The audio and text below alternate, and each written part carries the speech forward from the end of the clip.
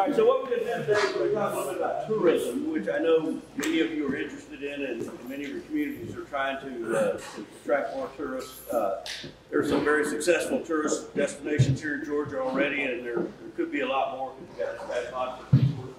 So, as I said yesterday, tourism is like really big business. Certainly here in Georgia, it's big business. The figures I could get, most recent ones I got from the state was for 2017, $60 billion. And this is people spending money on travel and recreation away from home. Tourism generated $3.1 billion in state and local taxes, 450,000 people employed in Georgia in some tourism-related job, etc. And as I said yesterday, tourism is one of the three largest industries in every state. So, why are some of the reasons you might want to attract tourists to your town? Economics. What else? You want to show your city. You want to show your city? Yeah, you want people to move there. Also. Okay. Other thoughts? They spend money. Spend money.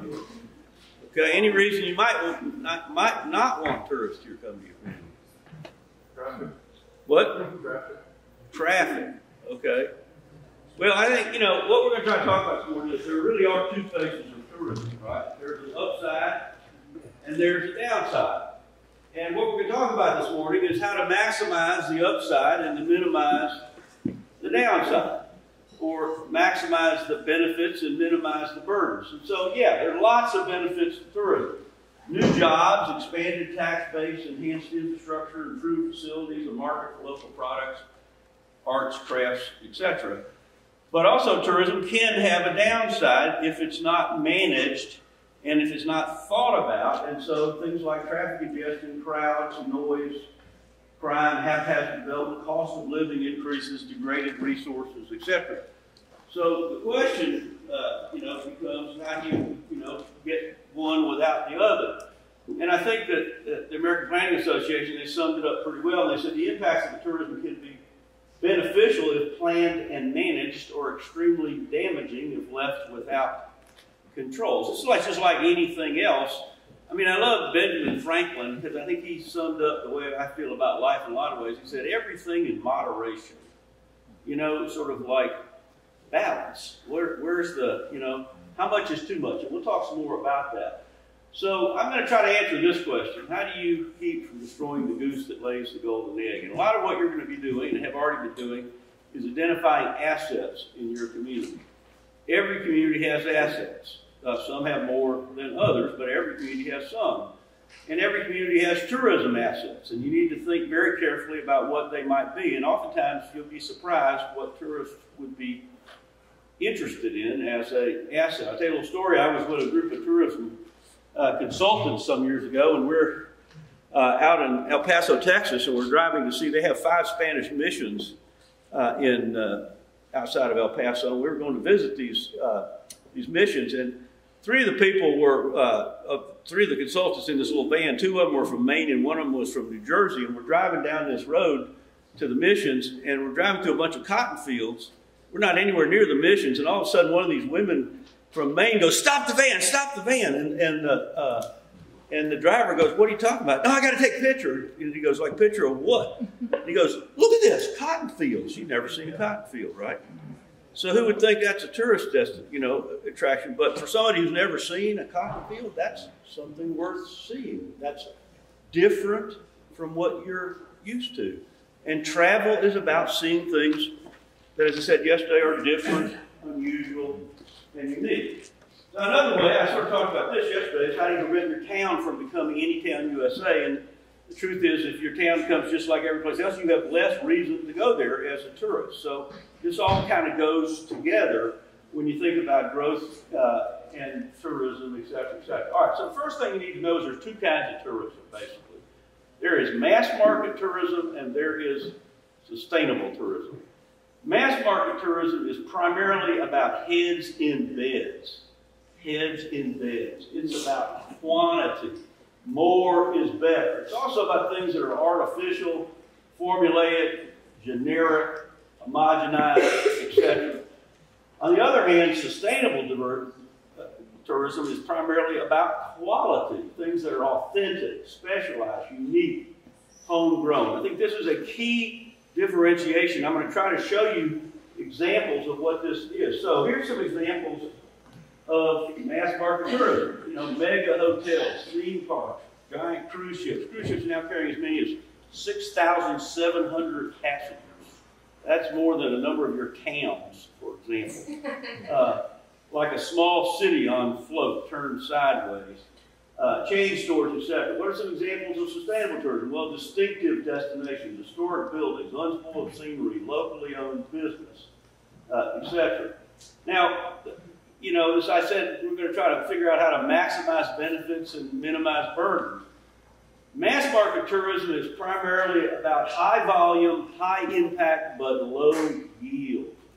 High volume, high impact, low yield. Sustainable tourism is about lower volume, lower impact, but higher yield. And you say, well, how does that work? How does fewer tourists mean more money or more revenue or better return? Well, let me show you a couple of examples. You need to know that all tourists are not created equal. Some tourists will come to your community and they will stay longer and they will spend more money and they will require less in the way of public services than other tourists. And others will come and require more in the way of public services and will spend less money. Let me give you an example. So here's where I was when I was a college student. We had the spring break capital of America was Fort Lauderdale, and it is no longer the spring break capital of America. Now it is Panama City and Cancun. And they wanted to be the spring break capital of America. They thought it was a great idea to try to attract a couple of million college kids to come down there every spring. But of course, what they weren't counting on is that they were going to be sleeping 6 to 8 to a room. The only thing they were going to be spending money on was beer. They were going to tear the entire place up. They'd have to hire all kinds of extra police and cleanup crews.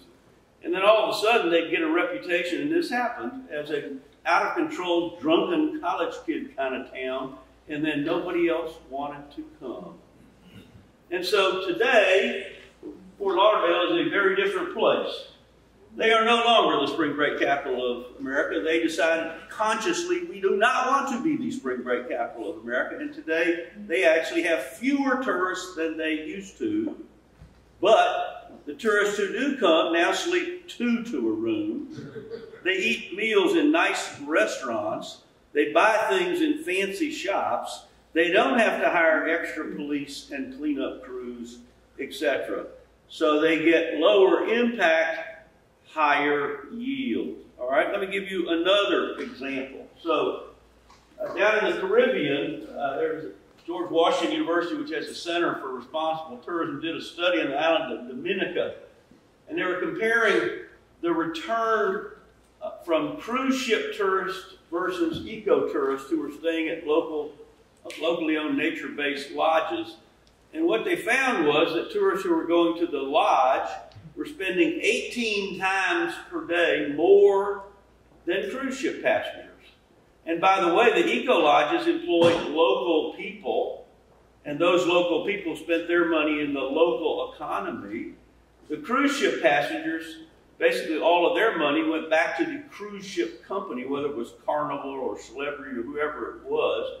But the country was spending all of their infrastructure money subsidizing the big business that was helping to build bigger and bigger cruise ship piers and things like that, which are not very inexpensive, while ignoring the kind of activity that was actually providing a greater return on investment.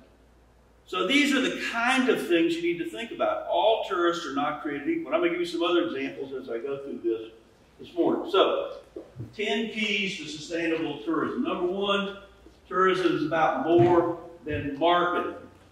You know, we spend almost all our time and money here in Georgia and around the country. Georgia is one of the few places actually changing this, to use all of their tourism dollars, which come from local hospitality taxes, on promotion and marketing. Well, it's interesting. Some years ago, I met the head of the Scottish Tourism Board, Fiona Robertson. We were working together on a project in Cape Cod, Massachusetts, and she was talking to the head of the Cape Cod Tourism Bureau or whatever, and asking her how they spent their money, and she found it very interesting. She said, you know, we only spend in Scotland half of our money on tourism promotion. And the person from Cape Cod said, well, what do you spend the other half of the money on? She said, well, product protection and enhancement. Product protection and enhancement. Okay? Well, if you want people to come to your community and, like, you know, go hiking or go for bike rides, or, you know, maybe some of that money should go into building a bike trail or building a hiking trail. And that's what they do in most places in Europe. They invest a lot of their tourism dollars back into the community to actually enhance and create the kind of things that people want to see. So we'll talk about that. Protecting the product and the place, focusing on authenticity. Tourism support facilities should fit in. What do I mean by that? Tourism is the sum total of the travel experience. It is not just what happens at some, you know, historic house or at some museum or at an amusement park. Tourism is about everything that happens to you from the time you leave home to get where you're going and go back again. It's the hotels you sleep in. It's the restaurants you eat in. It's the roads you drive down.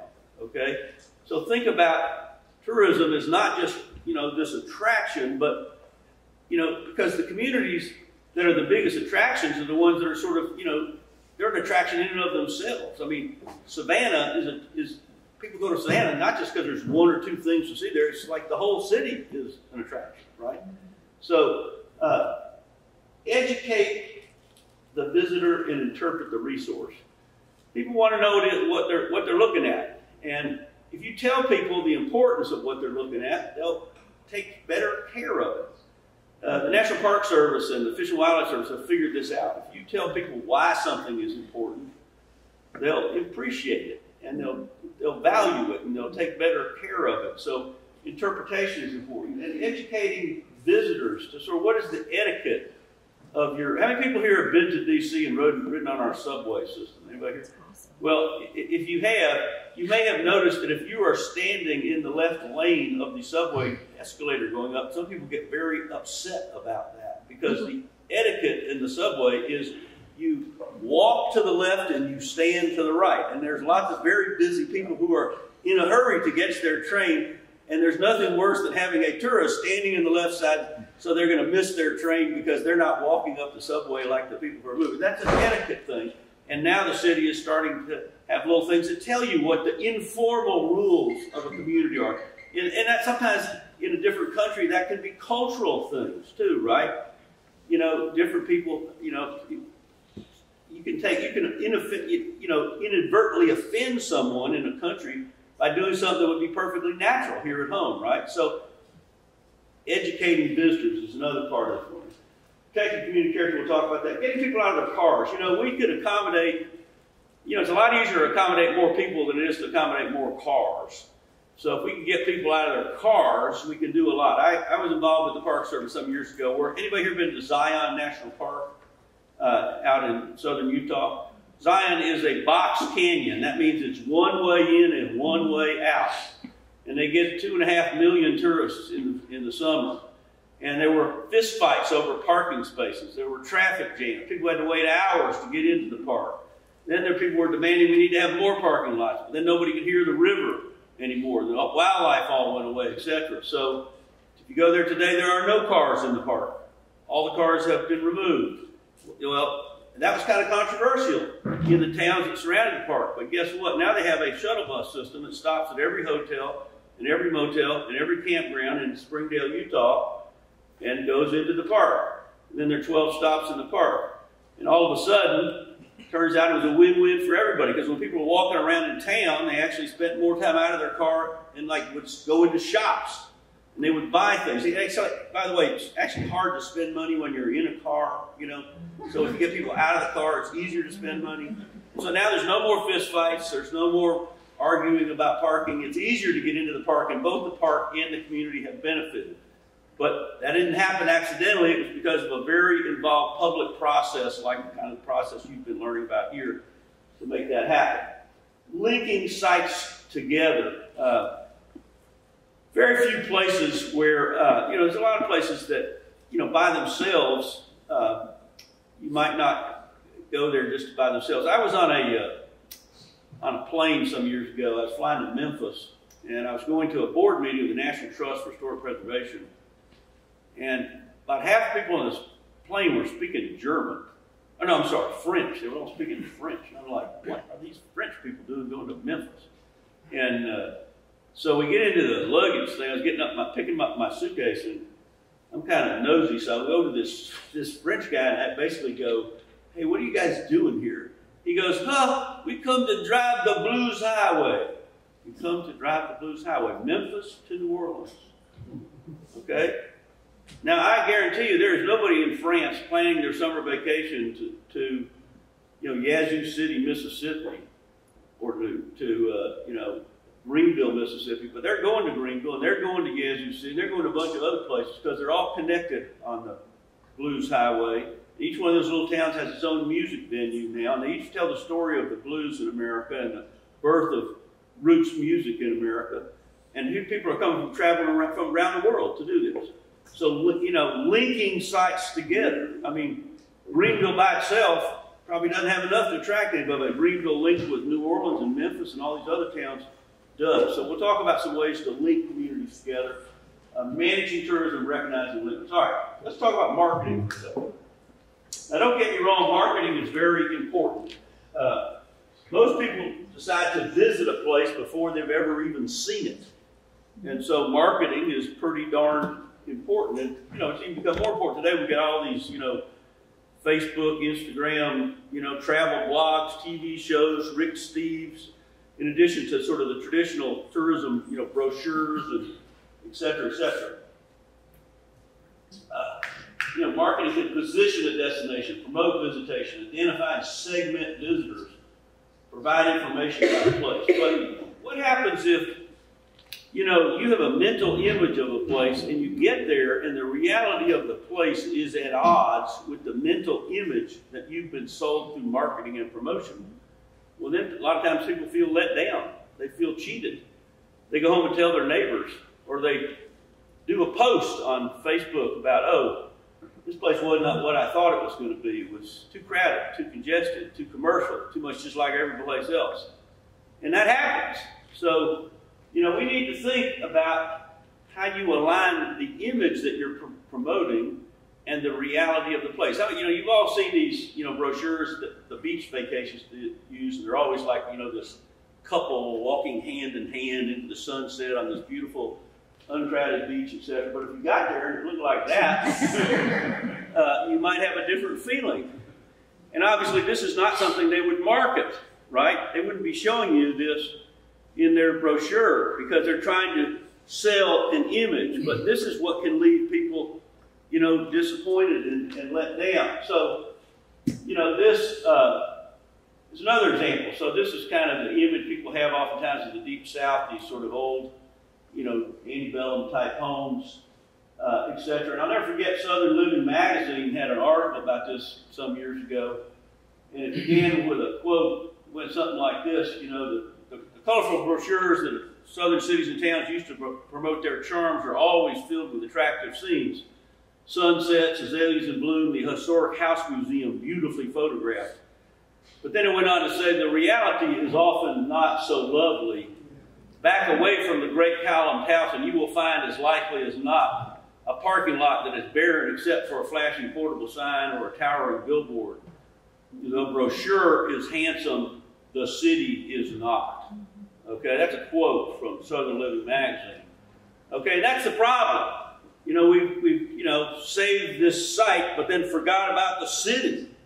And so this is, your people are coming to see these kind of places, but then they're set in a setting like this, and people are going, "Oh my God, what is this?" And so you got to think beyond the site, and that's why community planning is so important. Let me give you another example. So, anybody here ever been to Lancaster County, Pennsylvania?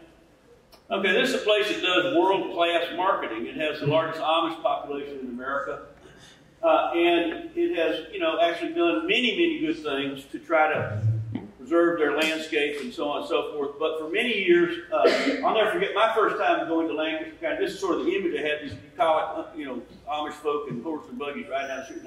And I got there, and it looked like this. This is Route 30 through the heart of the so-called Pennsylvania Dutch country. We're driving by the Dutch Wonderland theme park, and my daughter, who's sitting in the back seat, says to me, "Daddy, I didn't know that the Amish lived in castles," is what she said. And of course, despite world-class marketing, this is a county that has seen a slow but steady decline in visitation, because it has become essentially like a busy suburb, or at least parts of the county, like a busy suburb of Philadelphia. Now, how many people here want to go on vacation to a busy suburb of Philadelphia? You know, that wouldn't necessarily attract you.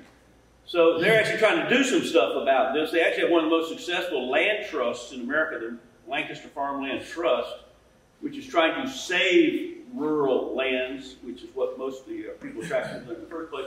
But once again, it's the difference between the image and the reality. Think about that when you're planning things. All right, authenticity.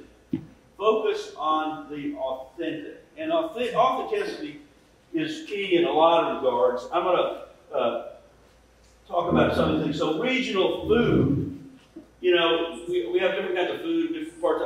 Last night I didn't go to the reception. I was feeling a little under the weather, but I went next door to the country barbecue joint, which was down the hill here, which was pretty good. When you think about, like, you know, food, you might also think about things like restaurants and breweries and distilleries and food festivals and farmers markets and pick your own. I mean, food is a big thing. You know, food, we just put out a new publication at the Urban Land Institute called Food and Real Estate. And it's about all the ways that food are becoming more important in the real estate industry. And as one of the developers said to me, he said, you know, think about it. You know, if you go to any mall, you'll find that the number of apparel stores has gone down by like 20%. What's replacing them? Restaurants. Why? Because you say, well, how often people buy clothes? Well, every couple of months. How often people buy furniture? Maybe once a year. How often people buy food? 3 times every day. Right? You can't eat online. So food is becoming more important, and different kinds of regional food is even more important. And that's really one of the keys to sort of authenticity in a place. Okay, so what about music? Georgia is a great music state, but, you know, there's lots of different kinds of music, so you might be promoting things like music venues or music festivals or the home of a famous musician, or, you know, Nashville might be like the Grand Ole Opry or the, you know, the Elvis's home. I love that shag carpet they have in the Elvis's home. Or how about Sun Records radio studio? I mean, you got all these kind of places all over, and they're all part of promoting authenticity related to music. How about arts and crafts? Things like art galleries, maker space, craft fairs. This is a craft festival in Clayton, Georgia.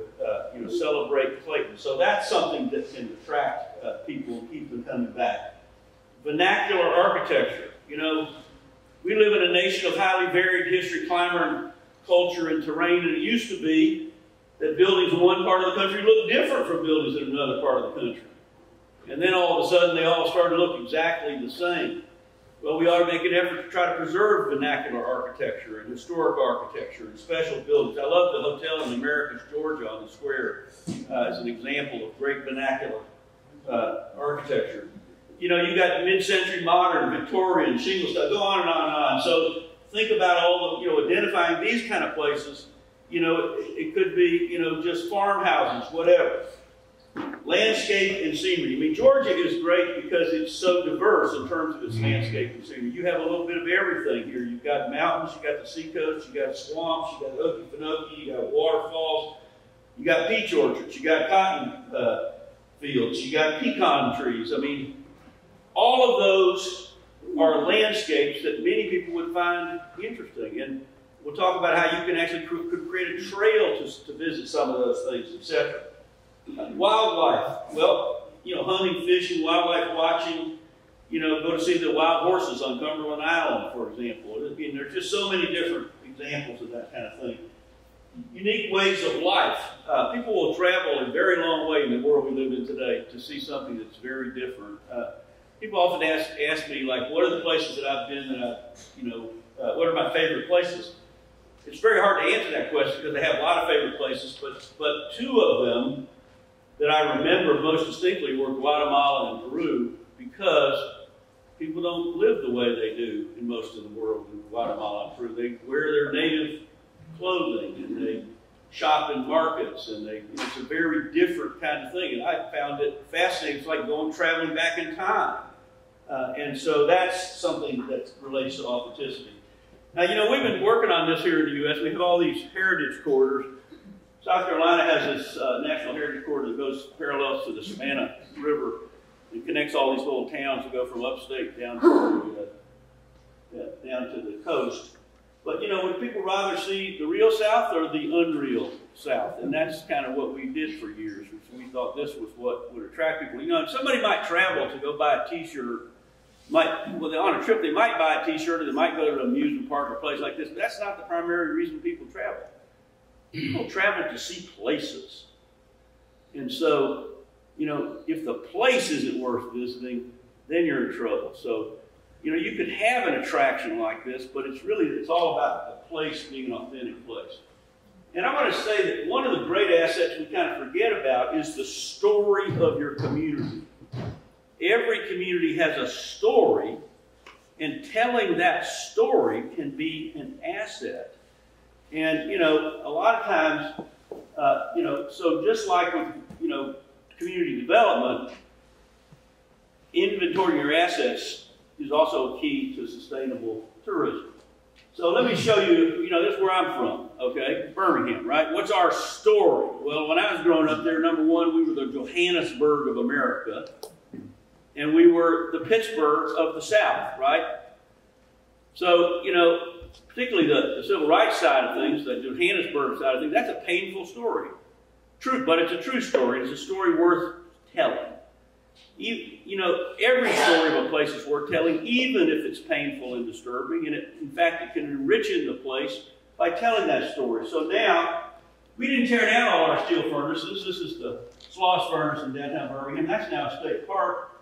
And, you know, we have built one of the great civil rights museums in America. Civil Rights Museum in downtown Birmingham, which is next to the Civil Rights Museum in the district. This is the 16th Street Baptist Church, which was a site of a terrible act of domestic terrorism in 1963. 4 little girls were blown up there on a Sunday morning.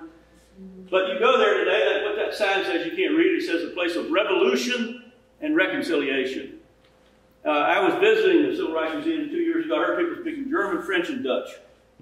Come from all over the world. This is our story. It's a real story. It's a story worth telling. So what do you see when you go in the museum? You remember the Freedom Riders? So what happened was these buses came down from up north, and they were trying to register African Americans to vote. And this bus got to Birmingham, and it was attacked by the Ku Klux Klan, set on fire, and people were running off the bus. The Klan was beating them up with baseball bats, and then the Birmingham police go in and arrest all the people who've just been beaten up. Okay, well, you see a movie about this in the museum. Okay, the movie ends, the screen goes up, you walk through the screen into the streets of Birmingham 1963, and the real bus is sitting right in front of you. That is an incredible museum experience. It's like the Holocaust Museum in Washington. It's incredible. It brings you back. So think about the story of your town. So let me give you another example. So Monroeville, Alabama, is where Harper Lee is from. She's the author of To Kill a Mockingbird, right? Well, did you know that they have a play of To Kill a Mockingbird every summer, and they use the courthouse for the play. And they go out on the courthouse lawn, and the local and the people who live in the town, they're the actors in the play. And they got a statue of Harper Lee sitting on the main square reading a copy of To Kill a Mockingbird. You know, that's a literary story, but it's a story they've used to create a tourist attraction. And there are people, you know, great works of American literature. People come from all over. Same thing, Mississippi. Mississippi has the Mississippi Literary Heritage Trail. And people will go from Oxford, where William Faulkner is from, to, you know, Natchez, where Toni Morrison used to live, to, you know, go around to different places like that. And in each of those places, they'll tell you about the life of that great writer. So that's something else. All right, let me show you how you turn lemons into lemonade. So Cherry Springs State Park. This is in an area of Pennsylvania called the PA Wilds, which is a 9-county area in north central Pennsylvania. Here it is. This is of the population of the state of Pennsylvania.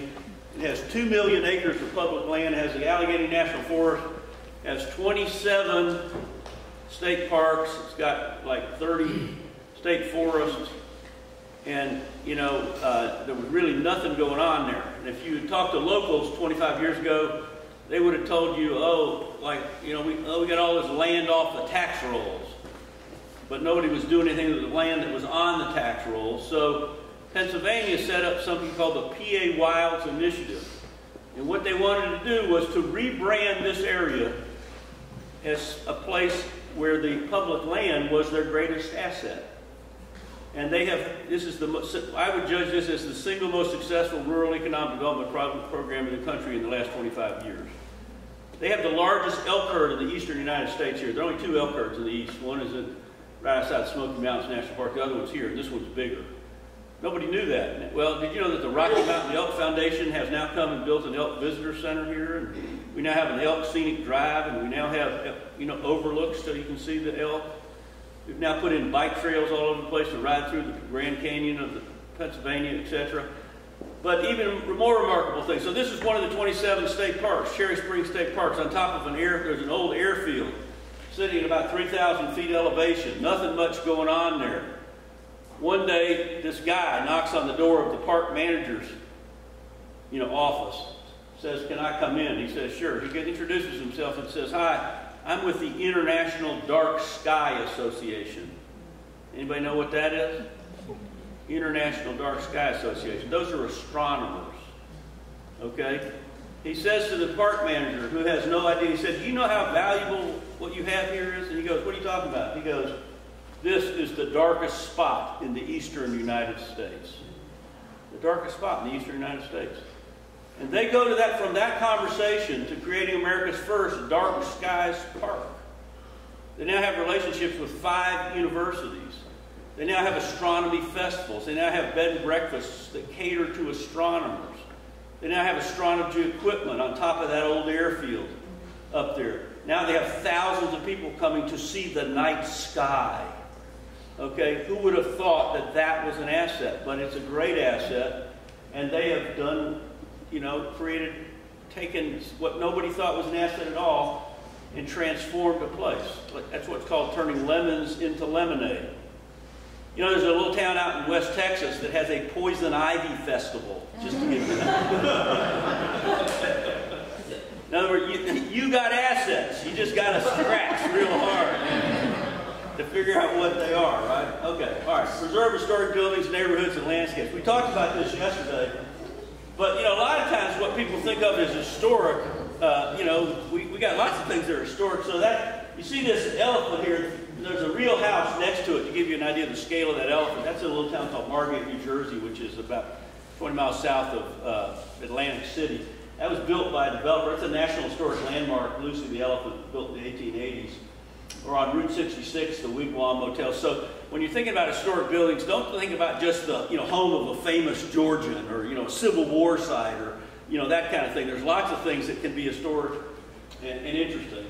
And here, once again, is an example of people who are interested in heritage and history oftentimes stay longer than people who are interested in just like amusement parks or things like that. So with the Advisory Council of Historic Preservation found in 2011 that many more international visitors went to an historic place than an amusement park. 4 million more went to an historic place than a beach. 4 times as many visited historic places as a casino, and 14 times as many people went to an historic place as to play golf, right? But go over to Alabama, they put all their money into the golf, thing. Nothing wrong with golf, but maybe they could have put a little of that money into preserving some historic buildings and restoring them, because that's something that even more people are interested in. Cultural and heritage visitors on average, according to the Travel Industry Association, can spend 4.7 days, other visitors 3.3. Cultural and heritage visitors spend on average almost $1,000 a trip, other visitors about $600 a trip. And I gave you that quote yesterday from Arthur Froman. All right, how many people have ever been to Mount Vernon, to George Washington's home? Let me see. So, a number of you. How many people have ever been to George Washington's other home down in near Fredericksburg, Virginia? Okay, you have. Okay, what's the difference? The difference is you can get a Slurpee right here. This home, by the way, gets 1 million visitors a year on average. This home gets 24,000 visitors on year. This is his boyhood home, okay? And what's the difference? The difference is that Mount Vernon has saved not just the home, they've saved the entire setting in which you see the home. Okay, so first, how do you get there? You drive down the George Washington Memorial Parkway, one of the most beautiful roads in America, right?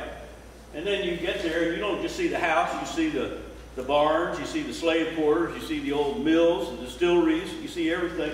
And if you look across the river, the Potomac River in Maryland, you're going to see exactly the same thing George Washington used to see. And do you know why? Because the Mount Vernon Ladies Association placed the first scenic easement in the history of the United States on the land across the river from Mount Vernon to save the view. So there's development on the Maryland side, lots of it. You just can't see it because it's on the other side of the hill. It's below the tree line, etc. That's how scenic easements in America began, because of saving the viewshed of Mount Vernon. So when you think about the context of a place, it's like the frame around the picture. It's what you see as you look out the window, across the street, next door, etc., etc. So one of the things we've done we spent a lot of time fighting about soldiers, whether it's a Union or Civil War soldier. We save the landmark and then we forget about the landscape. We need to look outside. We need to look around when we do these kind of things. Because, this is what we've been doing for years, and that's just a complete mess. All right. Ensure the tourism support facilities fit in. They should fit in environmentally and architecturally. That building that looks like an old mine building is in Park City, Utah. That's a Marriott, okay? But it's in what was a mining town, Park City, Utah. The building on the left is the hotel in the Big Sur. Fits right into the landscape. The landscape is all about the viewshed there. I travel on planes a lot because I'm always pulling stuff out of the airplane magazines. This is one I pulled out. A chain of hotels should reflect a city and not each other. And that's kind of an interesting concept. Or here's another one that put, hotels should reflect a culture and not a chain. And that's been happening. So here's another Marriott. This is in Vail, Colorado. Looks like it belongs up in the mountains. Or how about this Hyatt Regency in St. Louis in the old train station? Or this Renaissance Hotel in Minneapolis in an old train station there. And I showed you this one, the Quaker Oats grain elevator turned into a Hilton Hotel in Akron. Or this is a Fairfield Inn in downtown Keene, New Hampshire. Roscoe Village, Ohio is an historic village in central Ohio. Most of those buildings were built in the 1850s. Let me show you their new motel, built in the 1990s. The hotel becomes part of the attraction. It fits right in. It doesn't detract. So suppose it was just like any other old hotel. It would be a diminishment of the place as an attraction. Hampton Inns. Okay, here's your typical off-the-shelf Hampton Inns. And I, by the way, have hundreds of examples, but I'm just showing you a handful of. So I showed you this yesterday. That's a Hampton Inn. That's in Lexington, Virginia. You check in there, and that's where you eat your breakfast, and the rooms are out the back. This is just outside of downtown Lexington. It's an old manor house. Here's the Hampton Inn in Sedona, Arizona. Okay? And here's the Hampton Inn in Jackson, Wyoming. And here's the Hampton Inn, a brand new one in Huntsville, Alabama. You notice each one of these is different. They don't all have to be the same. In fact, hotels are the easiest of all the chains to work with because they understand that communities really want something that fits in because it helps them with their tourism industry. That's a Holiday Inn in Leesburg, Virginia. Same idea as the Hampton Inn I just showed you. All right, this is out in Oregon. I did a lot of work on the Lewis and Clark Trail, and that's a real cannery, former cannery. Let me show you their new hotel. That's the Cannery Pier Hotel. Looks like an old cannery out on the river, okay? So they're really trying to take the assets of a place and enhance them, build on them, create this, etc. And, one of the things I want to focus, look at the last thing on this list. 84% of them are going to say consumer reviews play an important role in their decision making. So that's completely different when I was growing up. I mean, consumer reviews are everything today. So that's how you spread the word about this. All right, so we talked about this yesterday. How you prevent your town from becoming any place USA. I mentioned this. We live in a nation of highly varied history, climate, culture, and terrain. And so many of our towns look like they're being built with Legos, interchangeable parts. Does every McDonald's in America have to look exactly alike? No, they do not. That is a brand new McDonald's. It's in the town of New Hyde Park, New York, in eastern Long Island. It's in an old house. By the way, prospective brides go there to pose for their bridal photographs. Not something you say every day about McDonald's in America, right? But, this is all going on all over the place. This is a McDonald's in Stowe, Vermont. Looks like a New England style building, as I said yesterday, because it's in New England. Or how about, you know, the one in Sedona, Arizona, which has the turquoise arches, not the golden arches. Or how about this one in Charleston, South Carolina? Or how about this one in Lake Forest, Illinois? These are all brand new buildings, by the way. Or how about this one in Asheville, North Carolina, in Biltmore Village? Or how about this one in San Antonio, Texas? Or this one in Annapolis, Maryland? Or this one in St. Louis, Missouri? Okay, so let me ask you something. Are hamburgers still a novelty in America? You know, good design can be a novelty. And, you know, that's what this guy was trying to do when he built this McDonald's. When you're thinking about St. Louis, what are you thinking about? You're thinking about the Mississippi River, etc. So you say, well, how did they do this?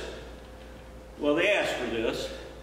This is the first McDonald's in America that went into an historic building. This is in Freeport, Maine.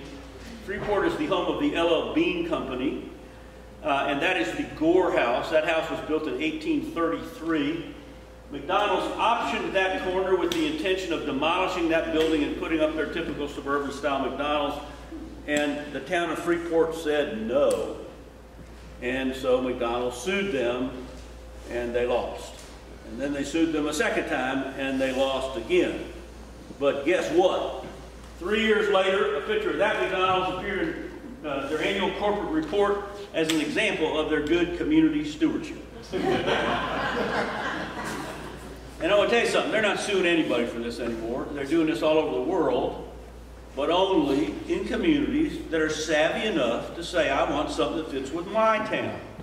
I don't want your off-the-shelf model. And as I told you yesterday, they all have alternatives to the off-the-shelf model. And what I'd like to do now is show you how you get those alternatives. So here's a Taco Bell, right? And let me show you another Taco Bell. Here's one. That's in Virginia. It's in Chesterfield County, Virginia. Okay, so that's your typical Taco Bell. Here's the one in Virginia. You know, and I'm not arguing this is great architecture, but what I'm saying is this says Virginia, right? How do you do this? All right, well, there's a bunch of ways. I said yesterday, number one, architectural design and review, corridor overlays, leverage, architectural design guidelines, form-based codes, education awards, just ask. I have a whole publication on this. If you guys want one, send me give me your card and I'll email you a thing about this. So design review. Thousands of communities have a thing that basically says that commercial buildings, certain places have to go through a design review. And they have it's you shall do such and such, okay? Alexandria, Virginia, that's a CVS. That's a Burger King in Key West, Florida. That's a McDonald's, showed you Asheville. That used to be a Border bookstore in Palo Alto. Those are all places that have mandatory design review. Well, this is in Virginia also. This is a Burger King in Chesterfield County. Chesterfield has what they call a corridor overlay. They don't change the underlying zoning at all. They say that on all the major corridors into Chesterfield, buildings have to meet a certain architectural standard. And so they have to look like they belong in Virginia. So the Burger King, the Taco Bell, the McDonald's, everything has to at least say something to Virginia. And so that's what they've done. Now, much more frequently, communities don't have the political will to pass a mandatory thing, so they set up a voluntary thing, a design guideline. It's a strong suggestion of what should be done. Carroll County, Maryland, very conservative county, has a design expectations manual. Here's what we expect. And they show people what they like and what they don't like. And they give this out to every commercial building permit applicant. And the sooner you get this information in somebody's hands, the less money they've invested, the easier it is to get them to change. And, you know, so let me show you what voluntary things can do. So this is a Super 8 motel. This is in Lancaster, Pennsylvania. The second largest Amish population in America is in Elkhart County, Indiana. Elkhart sent a delegation to Lancaster, about 20 people, tourism people, Chamber of Commerce, elected officials, etc. They spent a week, they turned around, they came home with two big ideas. One, they said if we're going to market rural countryside, we need a mechanism to preserve rural countryside. We need to set up a land trust like the Lancaster Farmland Trust to help to preserve rural farmland. Okay? The second thing they said is we need tourism design guidelines for tourism support facilities. Okay, so they came home and they wrote tourism design guidelines. So let me show you. That's Lancaster County. That's the new Super 8 motel in Elkhart County, Indiana. It looks like it belongs in rural countryside, right? Because they said they want hotels to be part of the tourism package. And so it fits right in. It's part of the attraction. It looks like, rural buildings. All right, let me show you this. So what, let me tell you about Westchester County, Westminster, Maryland, Carroll County. So here's your typical CVS, and they proposed to build this in downtown Westminster, which is in Carroll County, Maryland. And they said, no, have you looked at our design expectations manual? And they said, no, we hadn't looked at it. Well, here it is. Come back and talk to us after you've looked at it. And you drive around town, and I want you to go look at these buildings, and then come back and talk to us. And they came back. This is not a law. This is what they built. Okay? Because they showed them what they wanted and what they didn't want, and they wanted it to be in that spot. So they did what they asked.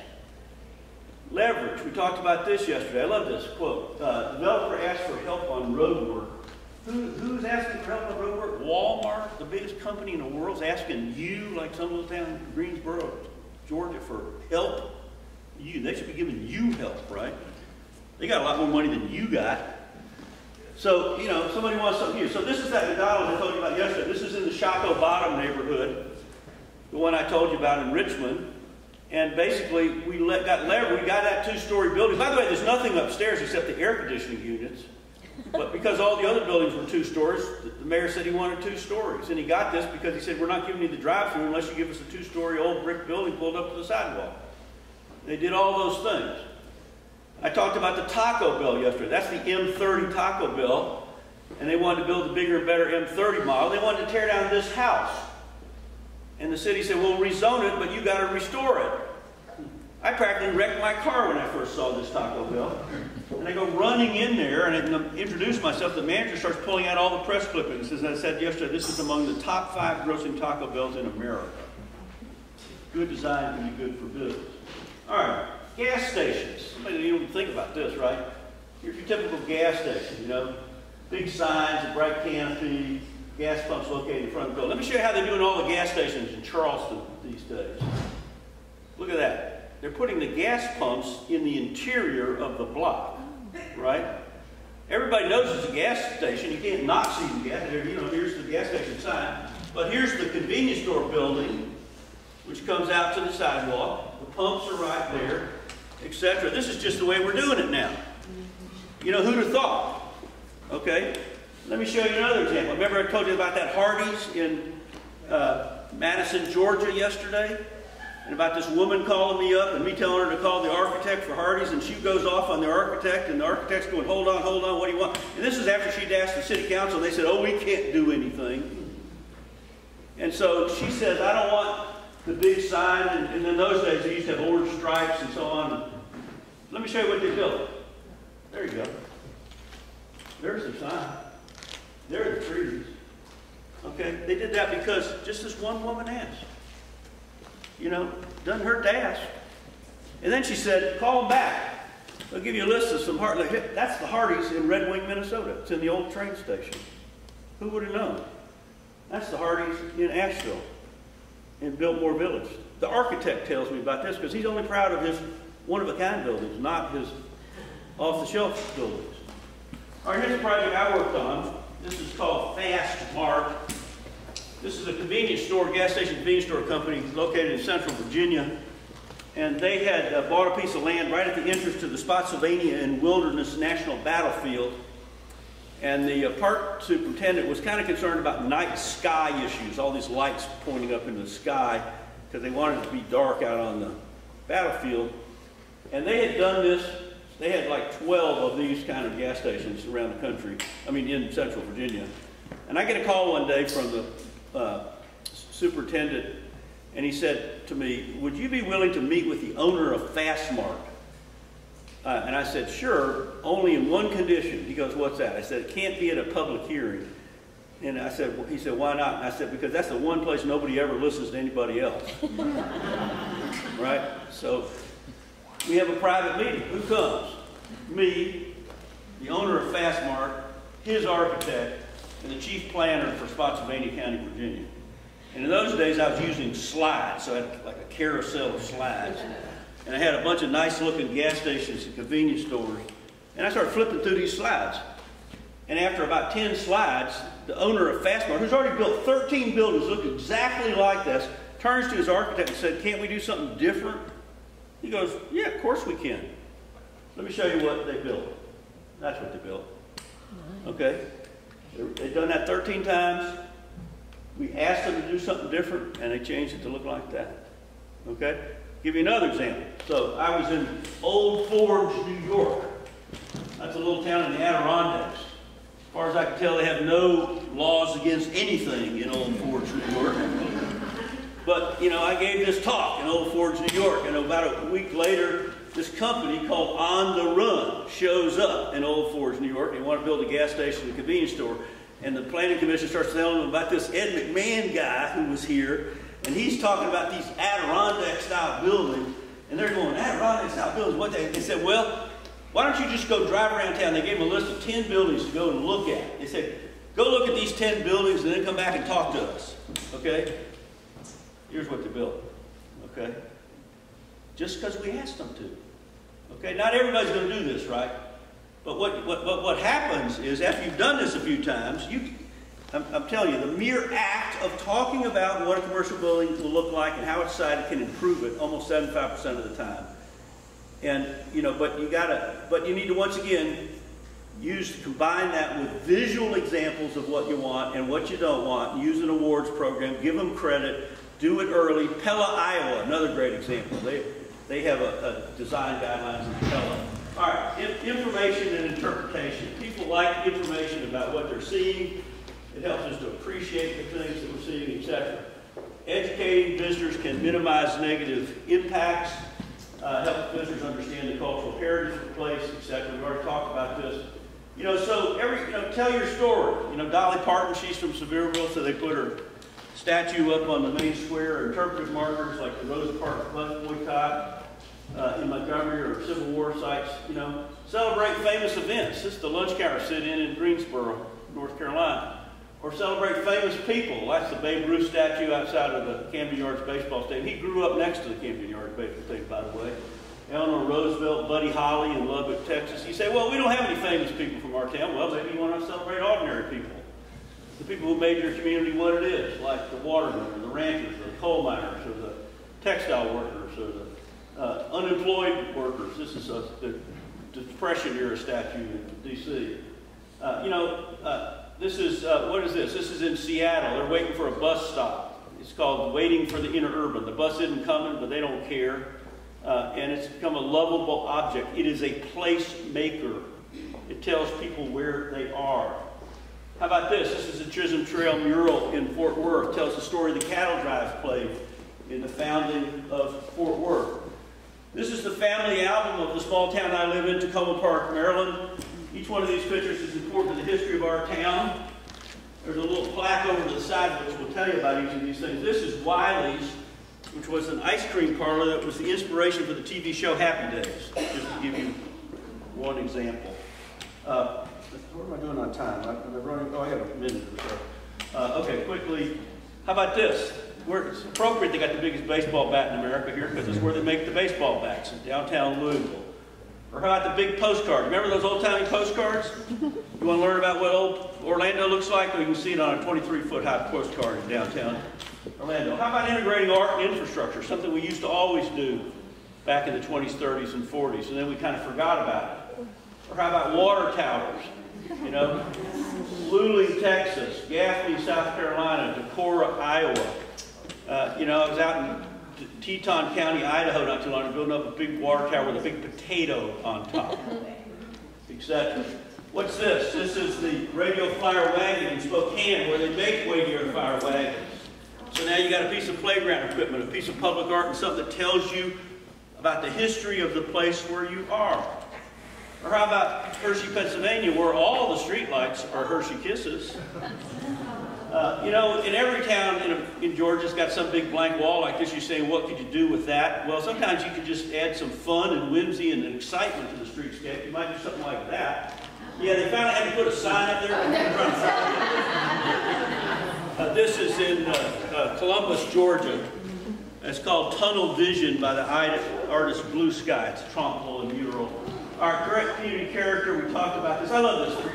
Yeah, the Petersburg tour, home of the El Cheapo rental car. That's a great thing. So we talked a little bit about this yesterday. We talked about first impressions. All right, scenic views. A lot of times they say, oh, beauty is in the eye of the beholder. You think that's true? You think that scenic view has more value, or do you think that scenic view has more value? Let me tell you what the National Association of Real Estate Appraisers say about this. They say, quote, you can put $1 value on a view. Scenic landscapes have economic value, not just because you and I think they're nice, but because other people are willing to pay to see the view and to experience the innate character of a place. The better the view, the higher the price. I mean, it's a very simple concept. You think about it. You go to the hotel, you go to the beach in the summer, you rent a hotel room with a view of the ocean, you will pay more for that room than the exact same room on the other side of the hotel. What are you paying for? You are paying for the view. I'm telling you this because the scenic landscapes of your rural Georgia county have quantifiable economic value, which is just one of the reasons why some of these landscapes need to be preserved. So have a long-range conservation plan, just like you've got a long-range transportation plan. All right, now we'll talk about end on something very non-controversial here in the state of Georgia, which is this idea of controlling outdoor signs. Don't get me wrong, we need signs that give us direction and needed information. A business sign can be colorful, it can be decorative, it can even be distinguished. Yes, that is a McDonald's sign. So what's the problem? Oftentimes, signs are oversized, poorly planned, badly located, and altogether too numerous. When you think about sign control, you need to think about three things: image, cost, and effectiveness. Image, cost, and effectiveness. All right? So here's the exact same street, same exact spot. That's a before, that's an after. Think about the image those two pictures project. You want the image of your community to be classy or trashy, ordinary or special, tacky or quaint. Signs will project the image of your community faster than almost anything else. Okay? So, you know, cost. Here's a shopping center sign in North Carolina. Do you think that sign is less expensive, or do you think this shopping center sign in North Carolina is less expensive? Of course, the guy selling you the sign wants the biggest sign he can possibly sell you. Which brings me to the effectiveness issue. So here's a Harris Teeter grocery store sign in South Carolina. Now here's another Harris Teeter grocery store sign. Now try to find that Harris Teeter grocery store sign on the street that looks like this. It is empirically impossible to absorb the overload of clutter along a street like this. You've all driven down this road, a road like this. You couldn't find what you were looking for because it's just completely overloaded with stuff. You turn down the volume, every voice becomes distinct. And you say, well, why do people do this, by the way? Let me back up for a second. Why do people do that? It's called the copycat logic of competition. And you want a big sign, then I want a bigger sign, then I want some flags and some pennants and some banners and some streamers, and before you know it, you're advertising to airplanes instead of to people. But if you turn down the volume, every voice becomes distinct. Businesses do a better job of selling at less cost because people can actually see what it is they're looking for. All right, enhancing the journey. You know, we've got a lot of great destinations in America, very few great journeys left. I love this quote from Charles Corral. Where to go? We went past it here. Thanks to the interstate highway system, it's now possible to travel from coast to coast without seeing anything. Isn't that sad? We all know the road between a road that beckons and a road that depresses, and then that true. How many fishermen are too many fishermen? They call that combat fishing up in New York. I mean, in Alaska, by the way. Over-tourism can breed resentment, okay? This is happening all over the world. Too many tourists will breed resentment. Tourism kills. I can show you a million pictures that look like this. I'm mass tourism destroying destinations. Look, communities should always ask how much is too much. You need to manage tourism. The goal, once again, should be to maximize the benefits and to minimize the burdens. And I think this sums it up pretty well. Tourism can help the economy, preserve the environment, but only when local governments control development. Otherwise, poorly planned development can harm the area, leading to environmental damage, low-paying jobs, chains of hotels and fast food joints wiping out local businesses. Thank you so much this morning.